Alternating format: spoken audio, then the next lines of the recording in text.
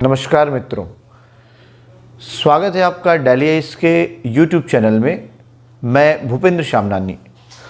हमने पिछले वीडियो पे भी बात की थी, वो कोविड-19 पे था। उससे पहले सी सेट पे भी हमने एक वीडियो पे बात की है। चूँकि आप में से बहुत से विद्यार्थियों के ये मैसेज भी आए कि मैथ्स पे भी एक ओरिएंटेशन या फिर मैथ्स की प्रिपरेशन कैसे की जाए, आप चाह रहे थे इस पर एक वीडियो होना चाहिए। और हमें भी लगा कि काफ़ी दिन से आपने मैथ्स नहीं पढ़ा है, तो मैथ्स पे ही आज हम बात करते हैं। तो मैथ्स जब सब्जेक्ट की यदि हम बात करें तो कुछ बेसिक चीज़ें हैं जिनको ध्यान में रखकर आपको मैथ्स पढ़ना है। और यदि हम मैथ्स से समझें कि मैथ्स में है क्या चीज़, तो आप कहीं ना कहीं मेमोरी की बात करेंगे, मेमोरी का उपयोग करेंगे। उसी प्रकार यदि हम ए से बात करें तो कहीं ना कहीं आपको एक्यूरेसी चाहिए। टी कहीं ना कहीं मैथ्स आपके टैलेंट को निखारता है। H for hard work with smart approach and definitely you will achieve success. तो हम ये मैथ्स का फुल फॉर्म भी समझ सकते हैं, और यदि हम इन चरणों का पालन करें तो बड़े आसानी से मैथ्स सीखा जा सकता है। अब समस्या क्या आती है ये भी हम समझें कि गणित को लेकर सबसे पहले तो आपके मन में जो भ्रांतियां हैं कि हम ये नहीं कर सकते, या बचपन से आपने जो अपनी कंडीशनिंग बना के रखी है कि मैथ्स मेरे से तो नहीं बनता तो अब कैसे बनेगा, तो ये समझना है कि ये रेगुलर प्रैक्टिस की बात है। क्योंकि आप ये समझते हैं कि यदि अभ्यास आप निरंतर करते चले तो निश्चित रूप से आपको सफलता मिलेगी। कहा भी गया है practice max a man perfect. लेकिन यहाँ पे एक और सुधार की आवश्यकता है कि जब आप वो अभ्यास कर रहे हैं तो उसका डायरेक्शन सही होना चाहिए, यानी परफेक्ट प्रैक्टिस होनी चाहिए, विथ राइट अप्रोच होनी चाहिए, जहाँ से आपको बिल्कुल सफलता मिलेगी। तो हम पहले कुछ टिप्स पे बात करें कि मैथ्स को पढ़ने से पहले या किसी भी एग्जामिनेशन में यदि हम उसकी प्रिपरेशन करते हैं तो हमें उस चीज़ को समझना है। तो जैसे अभी हम CGPSC के संदर्भ में यदि बात करें तो आपको पता है पहले हम सी सेट देते हैं, और सी सेट के बाद जब मुख्य परीक्षा देते हैं तो पेपर 4 में एक सेगमेंट है जिसमें हम मैथ्स की बात करते हैं। तो यहाँ पर आपको समझना है कि आप प्रिपरेशन किस एग्ज़ाम के लिए करें, ये इंपॉर्टेंट है। कि यदि हम CGPSC की बात करें, हम SSC की बात करें, हम रेलवे की बात करें, या फिर डिफरेंट जो एग्जामिनेशन होते हैं जैसे व्यापम की बात करें, तो हर किसी एग्जाम में मैथ्स आपसे पूछा जाता है। अब यहाँ गलतियाँ क्या करते विद्यार्थी कि वे सोचते हैं कि मैथ्स तो जिस भी एग्जाम में पूछा जा रहा है हम एक ही तरीके से प्रिपरेशन करें। तो यहाँ आपको एक समझना है कि यहाँ पर तैयारी का तरीका और आपकी जो स्किल होगी, जो अप्रोच होंगी, वो सभी एग्जाम्स के लिए अलग अलग होनी चाहिए। अब मुख्य बात क्या है, तो चूँकि CGPSC में आप जब मैथ्स के पेपर पर बात करते हैं तो उसमें आप सी सेट देते हैं, सिविल सर्विसेज एप्टीट्यूड टेस्ट। तो इस पर हमने विस्तार से चर्चा की है अपने पिछले वीडियो में। उस वीडियो का भी लिंक आपको इस वीडियो के साथ दिया जाएगा, ताकि आपने वो वीडियो नहीं देखा है तो वहाँ से आपको सी सेट की भी इंफॉर्मेशन मिलेगी कि CGPSC या UPSC किस मोटिव को ध्यान में रख के सी सेट कंडक्ट कराती है। लेकिन वहीं पर जब हम मेंस में बात करते हैं, मुख्य परीक्षा में, तो मुख्य परीक्षा के लिए ये बहुत इंपॉर्टेंट होता है कि आप 30 वर्ड्स पर, 60 वर्ड्स पर, या फिर हम अंकों पे बात करें तो 2 अंकों पर, 4 अंकों पर, 8 अंकों पर किसी प्रश्न को आप किस प्रकार बनाते हैं। और साथ ही साथ इंपॉर्टेंट यहाँ पे टाइम मैनेजमेंट का भी है। लेकिन जब डिफरेंट दूसरे एग्जाम्स की हम बात करते हैं तो ये सब भी आपको पता है, they are also speed test. ये सभी प्रकार की जो परीक्षाएँ हैं ये स्पीड टेस्ट है, क्योंकि टाइम फिक्स्ड होता है। तो यहाँ पर आपको समझना है कि हमें जो शॉर्ट ट्रिक्स होती है मैथ्स की वो आनी चाहिए, रीजनिंग की जो शॉर्ट ट्रिक्स होती है वो आनी चाहिए। जो क्वेश्चन में बहुत से ऐसे प्रश्न हमें मिलते हैं जिनको हम विकल्पों से हल कर सकते हैं, वो अप्रोच यहाँ बहुत इंपॉर्टेंट है। लेकिन साथ ही साथ जब हम वहीं मुख्य परीक्षा की बात करते हैं तो basic knowledge is very important, कि आपको वहाँ पर मेंस के संदर्भ में आपको दोनों तरीके आने चाहिए कि उस प्रश्न को हम बेसिक लेवल पर, या जिसको हम कहते हैं लॉन्ग मेथड में हम किस तरह से उसे अरेंज कर पाएँ, उसकी डिज़ाइनिंग कर पाएँ। और शॉर्ट ट्रिक्स भी इम्पॉर्टेंट है, क्योंकि जो डिफरेंट एग्जाम्स हम देखते हैं उनके लिए वो तकनीकें भी हमें पता होनी चाहिए कम समय में हम कैसे उस प्रश्न को हल कर पाएं। तो यहाँ पर हम जब क्लासरूम में बात करते हैं तो इसीलिए हम दोनों अप्रोचेस पर बात करते हैं कि बेसिक प्लस एडवांस और शॉर्ट ट्रिक्स। और आपको पता है कि मैथ्स, एक ही मैथ्स को बनाने के बहुत सारे तरीके होते हैं। तो ये बहुत अच्छा होता है कि यदि किसी स्टूडेंट से वो एक से अधिक तरीके बनते हैं तो कहीं ना कहीं उसका बेनिफिट आपको मेंस के एग्जाम में मिलता है, कहीं ना कहीं उसका बेनिफिट आपको ये डिफरेंट एग्जाम्स में भी मिलता है। क्योंकि जब आप ऐसी अप्रोच डेवलप कर लेते हैं तो बहुत से प्रश्न आपको सॉल्व भी नहीं करने पड़ते हैं, आपके पास ऑप्शन होते हैं, उनसे भी आप आंसर निकाल पाते हैं। तो ये पहली महत्वपूर्ण बात है कि आप मैथ्स को लेकर इस बात को समझिए कि 1 बाय 1 आपको प्रैक्टिस करनी है। और प्रैक्टिस जो होती है उसको आप ये समझिए कि एक छोटे छोटे टास्क के फॉर्म में हम करें। कि जैसे आप हो सकता है बेसिक लेवल से ही अपना मैथ्स स्टार्ट कीजिए, कि जिनने मैथ्स में काफ़ी समस्या है, जिनको कि बार बार अभ्यास करने के बाद भी कहीं ना कहीं मिस्टेक्स हो जाती है, तो आप बेसिक लेवल पर अपनी पहले आकलन कीजिए कि जो बेसिक चीज़ें हैं मैथ्स की, बेसिक कैलकुलेशन है, 4 तरह के बेसिक ऑपरेशन है, वो आपसे किस तरीके से बनते हैं। क्योंकि हमने डेटा इंटरप्रिटेशन पे भी हम बात करेंगे तो कहीं ना कहीं वो बेसिक कैलकुलेशन ही इंपॉर्टेंट आएगा। ठीक उसी प्रकार हो सकता है आप टेक्निकल बैकग्राउंड क्योंकि आपको लगता हो कि मैथ्स आपसे अच्छा बनता है, तो आपको ये भी समझना है कि यहाँ पर अभ्यास की तो भी आवश्यकता है। क्योंकि आपने जो अभ्यास किया हो सकता है आपने शॉर्ट ट्रिक पे किया हो प्रारंभिक परीक्षा में, लेकिन जब आप मुख्य परीक्षा में जा रहे हैं तो वहाँ पर इंपॉर्टेंट है कि स्टेप बाय स्टेप उस आंसर की डिजाइनिंग कैसे करनी है, फ्रेमिंग कैसे करनी है, ये बहुत इंपॉर्टेंट हो जाता है। अब चाहे वो मैथ्स का एग्जाम हो या किसी भी एग्जाम के लिए सबसे महत्वपूर्ण बात क्या होती है वो आपको समझना है। कि सबसे पहले महत्वपूर्ण बात होती है सिलेबस, कि आपको उस एग्जाम का सिलेबस पता होना चाहिए। और उसके साथ महत्वपूर्ण बात है कि प्रीवियस ईयर के क्वेश्चन पेपर, कि जिस भी एग्जाम की आप प्रिपरेशन कर रहे हैं उस परीक्षा में पहले कैसे प्रश्न पूछे गए हैं, और उसके आधार पर आप ये गणना कर पाएं कि प्रोबेबल इस वर्ष क्या प्रश्न पूछे जा सकते हैं। फिर वो CGPSC का एग्जाम हो सकता है, रेलवे का एग्जाम हो सकता है, SSC का। जो पहली महत्वपूर्ण बात कि आपको सिलेबस उठाना है, सिलेबस उठाने के बाद प्रीवियस ईयर के क्वेश्चन पेपर आपको देखने हैं, और देखते हुए आप जब अभ्यास करें तो उनको साथ साथ प्रैक्टिस में आपको बनाते चलना है। और वहाँ से आप एक माइंड डेवलप कर पाएंगे, एक आइडिया डेवलप कर पाएंगे कि इस बार का जो प्रश्न पत्र आएगा उसमें कैसे प्रश्न होंगे। और विद्यार्थी यही गलती करते हैं, वे समझते हैं कि मैथ्स हम पढ़ रहे हैं तो SSC का एग्ज़ाम हुआ या रेलवे का एग्ज़ाम हुआ या CGPSC का एग्ज़ाम हुआ, वे समझते हैं कि सभी पेपर में क्वेश्चन तो एक जैसे आते हैं। नहीं, यहाँ पे समझने कि प्रश्नों में यहाँ पर लेवल अलग अलग होता है। चूँकि आपको पता है कि CGPSC का जो एग्ज़ाम है या UPSC का एग्ज़ाम एक बहुत बड़ा वर्ग देता है, और सभी प्रकार के विद्यार्थियों के लिए या जिस डिफरेंट स्ट्रीम्स के स्टूडेंट इस एग्ज़ाम को देते हैं। तो आपको समझना 10th लेवल की मैथ्स होती है। अब 10th लेवल की मैथ्स में अब कुछ प्रश्न ऐसे होते हैं जो कॉमन क्वेश्चन होते हैं, जो लगभग ऐसे होते हैं जिनका डिफिकल्टी लेवल हम कह सकते हैं काफ़ी कम होता है। कुछ होते हैं मीडियम रेंज के क्वेश्चन, और यहाँ पे कुछ प्रश्न ऐसे होते हैं जो कुछ डिफिकल्टी लेवल उनका ज़्यादा होता है। तो कोई भी एग्ज़ाम हो उस एग्ज़ाम की डिज़ाइनिंग इसी प्रकार की जाती है। तो पहला काम प्रीवियस ईयर का क्वेश्चन पेपर हमारे पास हो और उस पर हम अभ्यास करें। दूसरी महत्वपूर्ण बात मैथ्स के लिए अब यहाँ बात करेंगे कि आपको नोट्स बनाने हैं। कि जब आप मैथ्स की प्रैक्टिस करते हैं तो आपके नोट्स 2 प्रकार के होने चाहिए। एक आपका जिसको आप कह सकते हैं यदि आप कहीं क्लास कर रहे हैं तो वो क्लास नोट्स हो गए, और एक आपके होमवर्क पर या प्रैक्टिस वर्क पर बेस्ड नोट्स होने चाहिए। कि यदि आप जो नोट्स अपने प्रिपेयर कर रहे हैं उस नोट्स के साथ साथ आपको किसी प्रकार का होमवर्क मिलता है, कोई शीट होती है, तो उस शीट पर आप अलग से वर्क कीजिए, उसको अलग एक नोट्स बनाइए।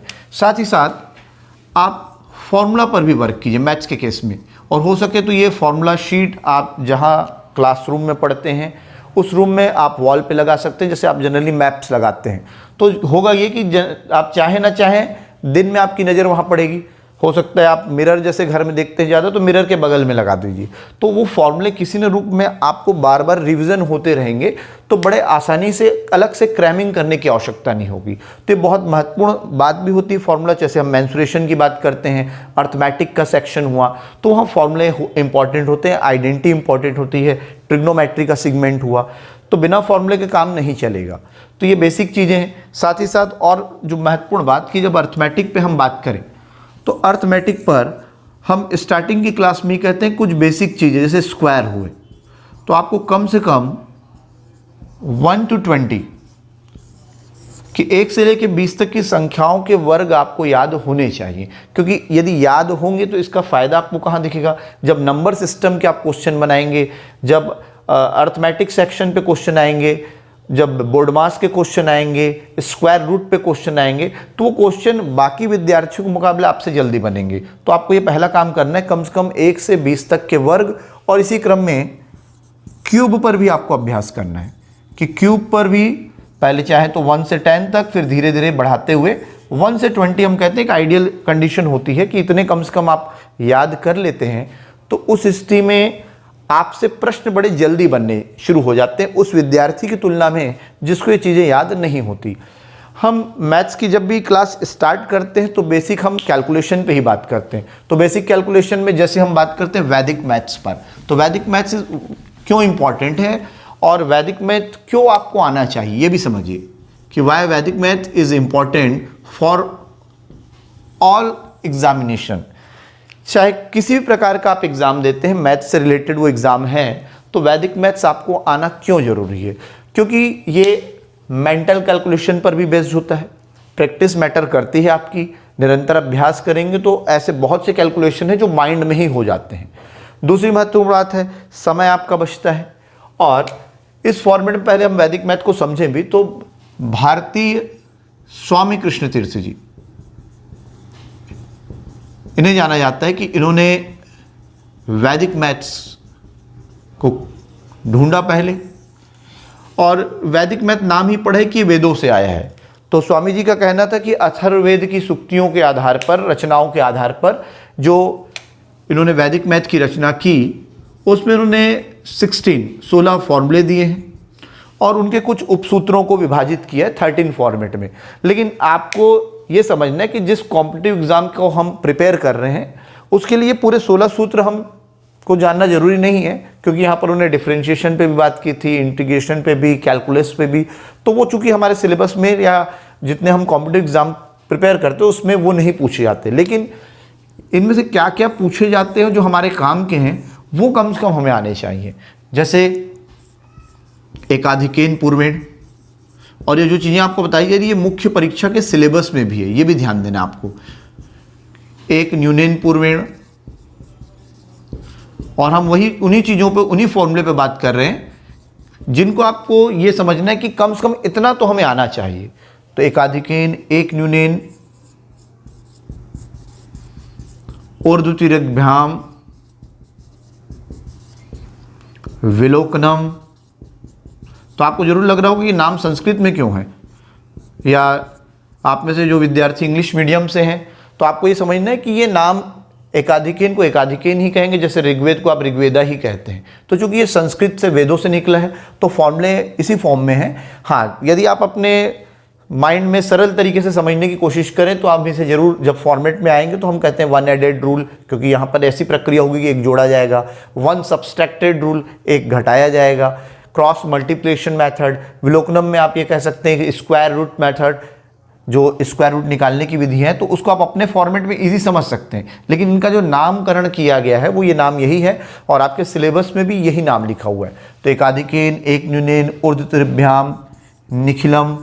तो इन पर कुछ फॉर्मूले भी हैं कि निखिलम नवतः चर्मम दशतः यावत दुनम तावत तुनि कृतम वर्गम च योजित। तो आपको जरूर अभी थोड़ा सा क्लिष्ट लग रहा होगा कि संस्कृत में कैसे है, तो जब इनको हम समझेंगे तो बड़े इजी वे में आपको बताया जाएगा कि कितने सरल तरीके से आप इनको फॉलो कर सकते हैं, और ये एडवांस ट्रिक्स भी कहलाती हैं। तो अभी जो कुछ आप बुक्स भी देखते होंगे तो वहाँ कहीं ना कहीं ट्रिकी मैथमेटिक्स में आपको इस तरह के मैथ्स दिखते हैं, लेकिन वहाँ नाम हटा दिए जाते हैं। तो आपको ये जरूर पता होना चाहिए कि ये जो मैथ्स आया है वो वैदिक मैथ से ही आया है। जो शॉर्ट ट्रिक्स बनती भी हैं तो कहीं ना कहीं इस एप्लीकेशन पर ही बेस्ड होती हैं। तो ये महत्वपूर्ण बात है आपको समझ में कि आपको बिल्कुल मैथ से घबराना नहीं है, क्योंकि आपको यदि अपने माइंड की कंडीशनिंग सुधारनी है तो आप बहुत सी आपके पास कहानियाँ आती है। जैसे कि आपने कहानी सुनी भी होगी कि यदि किसी हाथी के बच्चे को लाकर रस्सी से हम बांध दें तो वो यदि पेड़ से बंधा हुआ है तो शुरू में उस हाथी का बच्चा कोशिश करता है कि उस रस्सी को तोड़े, तो यदि वो तोड़ नहीं पाता तो बड़े होने के पश्चात भी उसके माइंड में वही सेटअप होता है कि वो रस्सी तोड़ नहीं पाएगा, जबकि आपको अच्छे से पता है कि हाथी का बच्चा यदि बड़ा हो गया तो एक झटके में ही रस्सी तोड़ सकता है। तो कहीं ना कहीं माइंड की कंडीशनिंग पर डिपेंड करता है। तो ये आपने भी कहीं ना कहीं बचपन में सोच के रखा है कि मैथ्स हमसे बचपन में नहीं बनता था, बड़े होने पर नहीं बना, तो ये कंडीशनिंग सुधारनी है कि जरूरी नहीं कि उस समय, हो सकता है बहुत सी कंडीशन हो सकती है कि उस समय हो सकता है वाकई में आपने प्रिपरेशन पर ध्यान ना दिया हो सकता है कहीं ट्रांसमीटर या रिसीवर में प्रॉब्लम हो कि आपको अच्छे फैकल्टी ना मिल पाई हो, तो वैसे बहुत से कारण होते हैं कि आप बचपन में ध्यान नहीं दे पाते। लेकिन उसका तात्पर्य ये नहीं है कि आपको मैथ्स आपसे नहीं बनेगा। तो सबसे पहले माइंड की कंडीशनिंग को ठीक करना है, आपको अपने ऊपर बिलीव करना है, क्योंकि कहीं ना कहीं व्यक्ति जब जन्म लेता है तो वो सफल होने के लिए जन्म लेता है। और आप भी निश्चित रूप से सफल है कि आपने कहीं ना कहीं स्कूल एग्जाम क्रॉस किए हैं, यूनिवर्सिटी के एग्जाम आपने दिए, तो आपने क्वालिफाई तो किया एग्जाम, यानी आप कहीं ना कहीं सक्सेस के उस रास्ते पे आगे बढ़ रहे हैं। लेकिन किसी एक सब्जेक्ट की वजह से अपने मन में ये माइंड में नहीं लाना है कि CGPSC का जो सिलेबस है इतना वास्ट है, ये यहाँ पे मैथ्स या साइंस का सेगमेंट है। इन चीज़ों को आपको दूर करना है और उनको सीखना है, लगातार लर्निंग अप्रोच फॉलो करनी है और उनको फॉलो करते करते निश्चित रूप से, क्योंकि हमने बहुत से एग्जाम्पल ऐसे देखे हैं कि कुछ ऐसे विद्यार्थी भी थे जिनसे मैथ्स नहीं बनता था, लेकिन उन्होंने क्या किया, धीरे धीरे रेगुलर प्रैक्टिस के माध्यम से, कि एलिमेंट्री क्लासेस में उन्होंने, जैसे क्लास 6 की हम बात करें, क्लास 6, 7, 8, 9, 10, आप CG बोर्ड की बुक उठाइए, CBSE की बुक उठाइए और धीरे धीरे रेगुलर प्रैक्टिस कीजिए।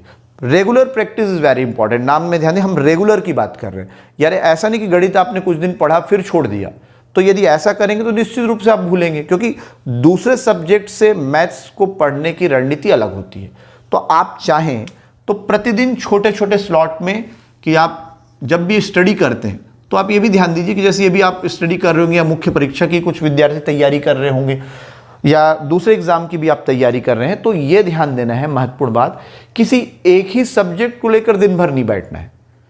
आपके इंटरेस्ट पर भी डिपेंड करता है, लेकिन ज़्यादा अच्छा है कि आप अपने टाइम मैनेजमेंट को, अपनी दिनचर्या को ऐसे निर्धारित करें कि एक ही दिन में आप 2 से 3 सब्जेक्ट पढ़ें। भले आप कुछ कम टॉपिक पढ़ें, क्योंकि ये डिपेंड करता है माइंड की स्ट्रेंथ पर आपकी, कि कुछ विद्यार्थी ऐसे हो सकते हैं जो 10 घंटे पढ़ते हैं, कुछ विद्यार्थी 2 घंटे पढ़ते हैं।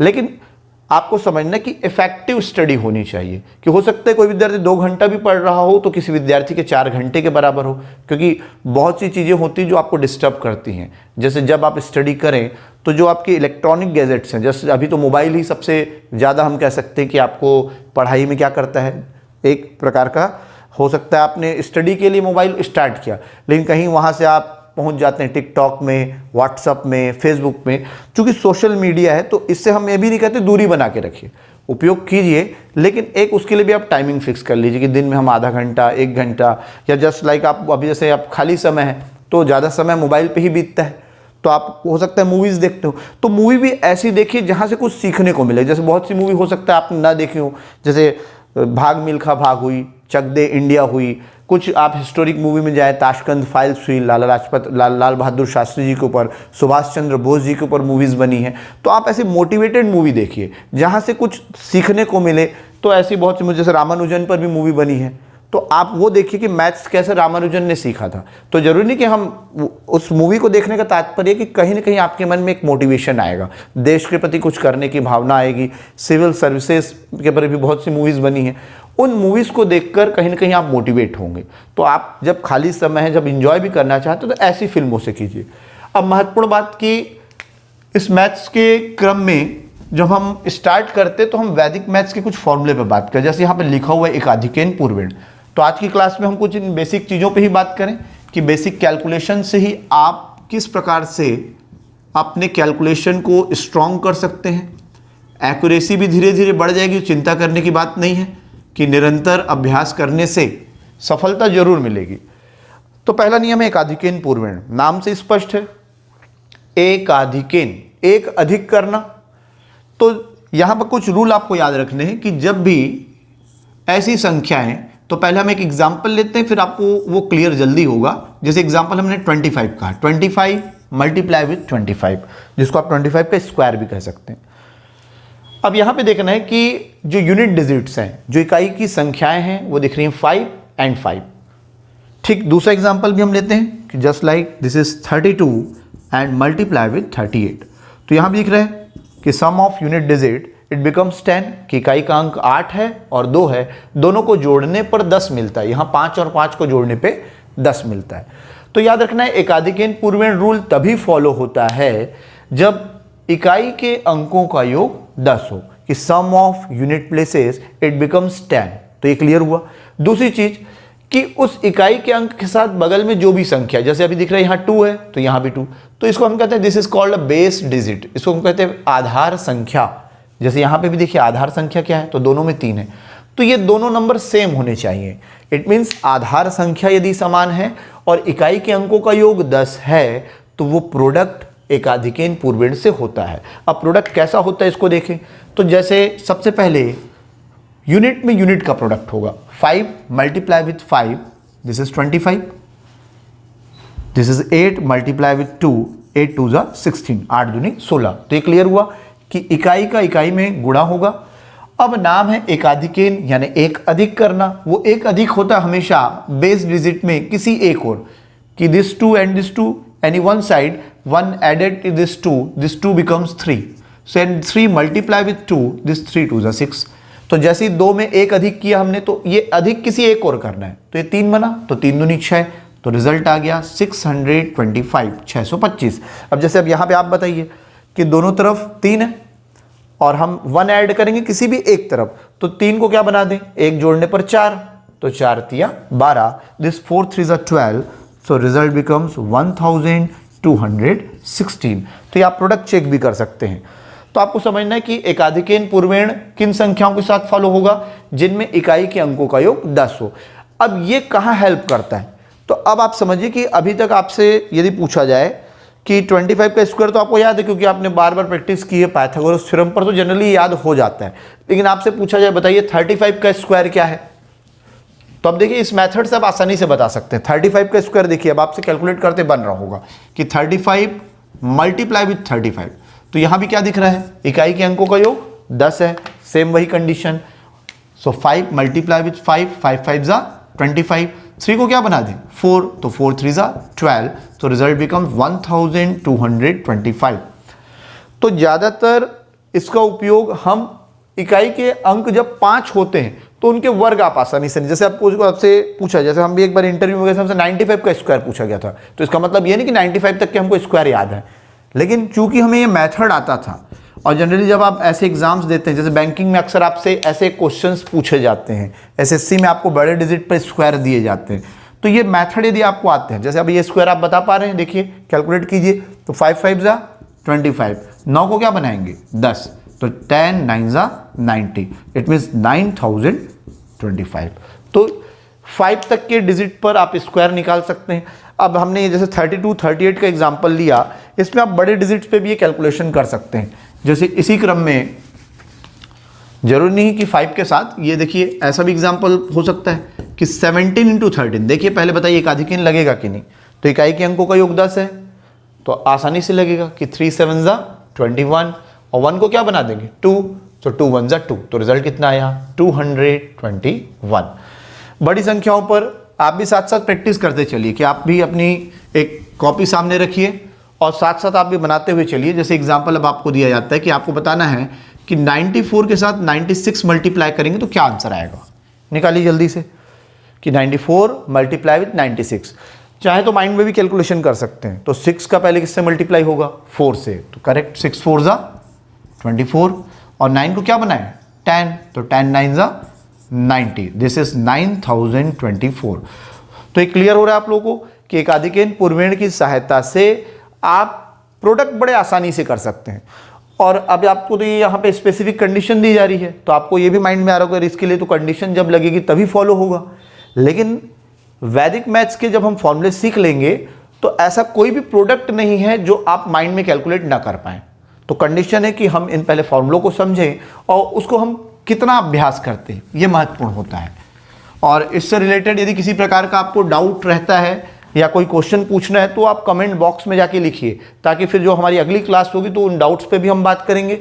और यदि किसी प्रकार क्वेश्चन आपको लगता है कि नहीं कि ये प्रश्न हमसे नहीं बन रहा है, तो आप कमेंट बॉक्स में उस प्रश्न को लिख सकते हैं, ठीक है। और यदि आपने अभी भी हमारे चैनल को सब्सक्राइब नहीं किया है तो अधिक से अधिक लोग आप उसको सब्सक्राइब कीजिए, बेल आइकन को आप ओके कीजिए, ताकि जब भी हमारे वीडियोज़ आएँ तो आप तक पहले पहुंच पाए। इनको आप शेयर भी कीजिए, अधिक से अधिक अपने मित्रों तक पहुंचाइए, ताकि उनको भी पता चले कि हाँ, क्लासेस के माध्यम से किस प्रकार से आप अपने मैथ्स को इंप्रूव कर सकते हैं। इसी क्रम में एकाधिक पर जैसे बड़ी संख्या पर प्रश्न दिया जाए, जैसे आपसे कहा जाए कि आप बताइए कि 104 मल्टीप्लाई विथ 106, तो देखिए आपको बताते बनेगा कि नहीं। तो ये 3 अंकों की संख्या भले है, रूल तो वही फॉलो होगा कि इकाई के अंकों का योग 10, तो 6 4 24। क्लियर हो रहा है। अब इसमें चूंकि 2 संख्याएं आधार है, तो आप ये मानेंगे कि दिस 10, ये 10 आधार है, तो 10 को क्या बना देंगे आप 11, एंड 11 10 110, तो आपका रिजल्ट ये कंप्लीट आ गया। दिस इज 11,024 कि 11,024 ये गुणनफल है। इसी प्रकार 1000 के वे में आपको नंबर मिल सकते हैं। तो आपको ये समझना है, जब भी इकाई के अंकों का योग 10 होगा, हम ये नियम वहां फॉलो करेंगे। तो यहां पे कुछ क्वेश्चन भी आपके लिए, ताकि देखिए आप माइंड में कैलकुलेट करके बता पा रहे हैं कि जैसे छोटा प्रश्न आपके लिए कि बताइए 24 मल्टीप्लाई विथ 26, माइंड में कीजिए कैलकुलेशन आप लोग। इसी प्रकार सेकंड क्वेश्चन है कि आप बताइए 62 मल्टीप्लाई विथ 68, तो देखिए दोनों गणना करते बन रहा है आपसे, और ये माइंड में कैलकुलेशन होना चाहिए कि जरूरी नहीं कि पेपर और कॉपी आपके पास है। देखिए माइंड में आप कर पा रहे हैं कि 6 4 24 और 2 को आपने 3 बनाया, 3 2 6, तो 624 यदि आपका आंसर है तो बिल्कुल करेक्ट है। इसी प्रकार 8 दूनी 16 16, और 6 को आपने 7 बनाया तो 7 6 42, तो 4216। इसको वेरीफाई करने का भी तरीका होता है, जिसको हम कहते हैं बीजांग रूल, या आप जब 3 का डिविजिबिलिटी रूल पढ़ते हैं, संख्या 3 का विभाज्यता का नियम पढ़ते हैं, तो वही उसी प्रकार का कुछ बीजांक रूल यहाँ फॉलो होता है। तो वेरीफाई करने पर हम बात करेंगे। अब हम इसी केस में दूसरे मेथड पे बात करते हैं कि यदि हम बात करें एक एकाधिकेन के बाद एक न्यूनेन पर, एक न्यूनेन पूर्वेण, तो एक न्यूनेन पूर्वेण नाम से समझ में आ रहा है एक न्यून करना, इट मीन्स वन सब्सट्रैक्शन, एक कम कर देना।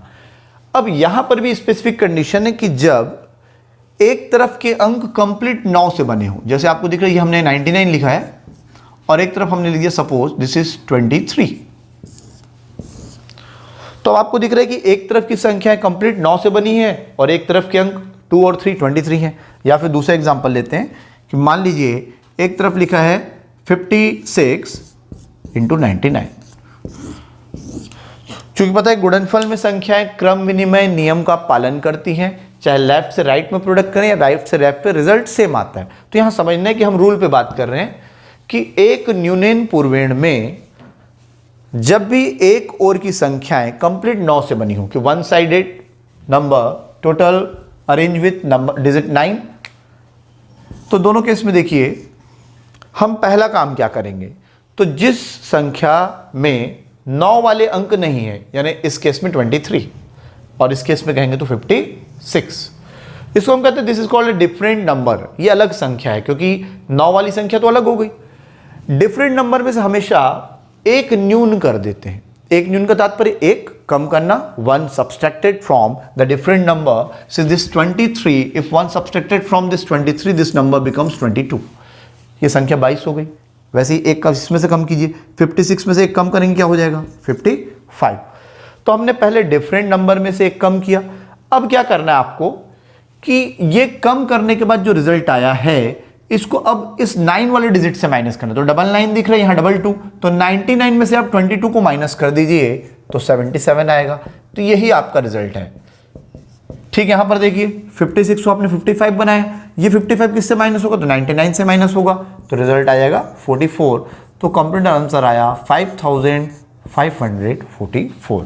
तो अब आपको समझ में आ रहा है कि ऐसा कोई कंडीशन में हमें क्वेश्चन मिल जाए, ये 999 पे भी हो सकता है कि आपको मिला 999 और वाले नंबर मिल गया 123। तो आप बताइए डिफरेंट नंबर कौन सा है, तो डिफरेंट नंबर 123 है, जिसको एक कम कर देंगे तो क्या हो जाएगा 122, दिस इज 122। अब 122 किसमें से माइनस होगा 999 से, इसमें से माइनस करेंगे तो क्या हो जाएगा 877। तो ये आपका कंप्लीट आंसर है कि 122877। तो कितने भी डिजिट का प्रश्न दिया जाए, अक्सर इसमें आपको नंबर सिस्टम का क्वेश्चन आता है कि 4 अंकों की सबसे बड़ी संख्या के साथ या उसका वर्ग क्या होगा, या इस पर नंबर सिस्टम के कई क्वेश्चन बनते हैं। बिगेस्ट नंबर, स्मॉलेस्ट नंबर के जो क्वेश्चन एलसीएम के साथ आते हैं, एचसीएफ के साथ आते हैं, वहां इस रूल का उपयोग आप कर सकते हैं। जैसे अब आपसे पूछा जाए कि 4 अंकों की जो सबसे बड़ी संख्या है, 4 अंकों की जो सबसे बड़ी संख्या है उसका वर्ग क्या होगा, तो 9999 आप जानते हैं 9999 is a 4 digit biggest number. अब यहां जब स्क्वायर करेंगे तो ये रूल यहां भी फॉलो हो सकता है। अब आपको जरूर ये लग रहा हो दोनों तरफ तो 9 वाले अंक हैं, तो इस केस में आप किसी भी एक साइड को डिफरेंट डिजिट मान लीजिए। तो this is 4 times 9 if 1 subtracted from this number, so this is 9998। किसी भी एक तरफ को आपने भिन्न संख्या मानी। अब यदि इसमें से आपने एक कम किया है तो इसमें से इसको माइनस कर दीजिए, तो रिजल्ट 0001। देखिए कितनी जल्दी आंसर आ गया। तो यही इंपॉर्टेंट होता है कि मैथ्स की ट्रिक्स हमें आती हैं, तो जिस विद्यार्थी के पास वो ट्रिक्स नहीं है उसके मुकाबले आपका कैलकुलेशन फास्ट होगा। और ये तो सिर्फ हम 1 या 2 मेथड पे बात कर रहे हैं, ऐसे 100 से भी ज़्यादा मेथड हैं जिसको हम क्लासरूम में स्टडी के साथ भी साथ साथ कराते हैं। अभी हम ये चाह रहे हैं कि अभी चूंकि आप घर में बैठे हैं और यदि आप मेथड आपने पहले पढ़े भी हैं तो इंपॉर्टेंट नहीं कि आप फिर से इसको प्रैक्टिस कीजिए, क्योंकि करत करत अभ्यास के जड़मति हो तो सुजान। तो आपकी मति जड़मति तो नहीं है, लेकिन भूल जाएंगे तो वो उपयोगी नहीं रहता। तो कोई भी नॉलेज इंपॉर्टेंट तब है कि नदी में जब जल लगातार बहता रहता है तो वो निरंतर पवित्र रहता है। जैसे अब आपको लॉकडाउन में भी दिख रहा है कि अच्छी खुशखबरी आई कि गंगा नदी पवित्र हो रही है, यमुना नदी पवित्र हो रही है। तो कारण क्या है? निरंतर जल का प्रवाह हो रहा है। तो ठीक हमारे दिमाग में भी निरंतर प्रवाह होना चाहिए ज्ञान का, चाहे वो मैथ्स हो, साइंस हो या ह्यूमैनिटीज़ के सब्जेक्ट हो।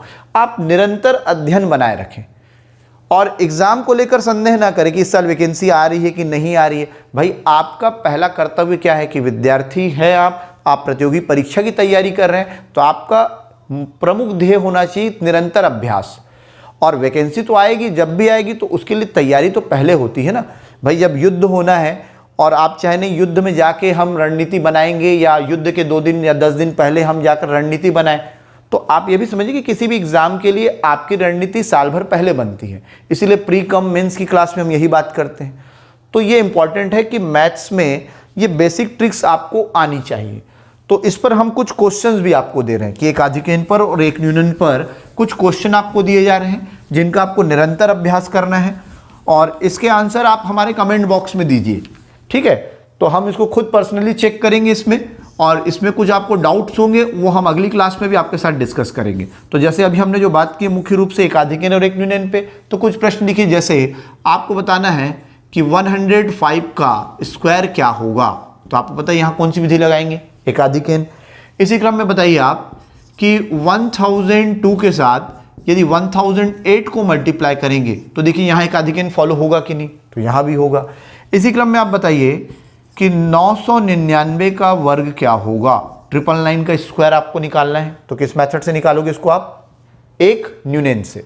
इसी प्रकार आप बताइए कि 555 का वर्ग कैसे निकालेंगे, तो एक आधिकेन लगाओगे यहाँ जरूर आप। और हो सकता है आपको यहाँ पे लग रहा हो कि सर 56 के साथ 55 मल्टीप्लाई कैसे करेंगे, तो अभी तो आप साधारण विधि से कीजिएगा, उसको भी हम अलग तरीके में सीखेंगे कि कैसे माइंड में ही कैलकुलेशन हो जाता है। तो अभी चूंकि आपका होमवर्क है इसको आप कीजिएगा। इसी क्रम में आप लिखिए कि 9999 के साथ यदि 1234 को मल्टीप्लाई करें तो यहाँ कौन सा नियम लगाओगे आप? तो यहाँ लगाओगे एक न्यूनन। तो ये प्रश्न आप बनाइए और इन पर साथ साथ ये भी देखिए कि मुख्य परीक्षा में क्या क्या प्रश्न पूछे गए हैं जो वैदिक मैथ से पूछे गए हैं। तो चूंकि मुख्य परीक्षा के यदि आप पुराने वर्षों के प्रश्न पत्र देखेंगे तो आपको दिखेगा ऊर्ध्व तिर्यभ्याम, तो उस क्लास पे भी हम बात करेंगे कि अगली क्लास में इस मेथड्स पे बात करेंगे कि ऊर्ध्व तिर्यभ्याम में आपको क्या क्या करना है, ठीक है। तो आप मुख्यतः क्या याद रखना है, मैथ्स को धीरे धीरे आप इम्प्रूव करते हुए आगे बढ़ेंगे, अपनी स्किल डेवलप कर सकते हैं, क्योंकि आप मन में ये ध्येय रखने कि आप यदि पैदा हुए हैं तो जीतने के लिए पैदा हुए हैं। तो अपने मन में ये बनाए रखिए और निरंतर रूप से आप वीडियो देखते रहें, क्योंकि आप घर बैठे जरूर हैं लेकिन हम भी चिंतित हैं कि आप अपनी तैयारी कैसे करें। तो इस तरह से इस वीडियो में या इससे रिलेटेड कोई भी क्यूरीज हो, किसी सब्जेक्ट से रिलेटेड क्यूरी हो, तो आप कमेंट बॉक्स पे जाकर बिल्कुल बताइए और इस वीडियो को आप अधिक से अधिक लोगों तक पहुंचाइए। Thank you.